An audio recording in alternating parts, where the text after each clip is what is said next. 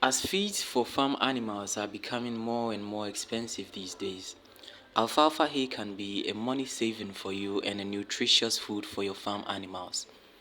Alfalfa contains essential nutrients like calcium, potassium, phosphorus, iron, and vitamins. Alfalfa hay yɛ aduane a nkokɔ, mpɔnkye nnwan, nnanko ne mmoa pii yɛpɛ. Nnuanennuro bebree nso na ɛwɔ mu a ɛtumi ma wɔn nyini fɛfɛɛfɛ na ɛma wɔn ahoɔden sononko. Ɛsiane sɛ mmoa feed bo ayɛ den no nti, farmers friend yɛde alfalfa seed aba a, wobɛtumi adua no baabi kakra bi na aba bebree ama woatumi de ama wo mmoa.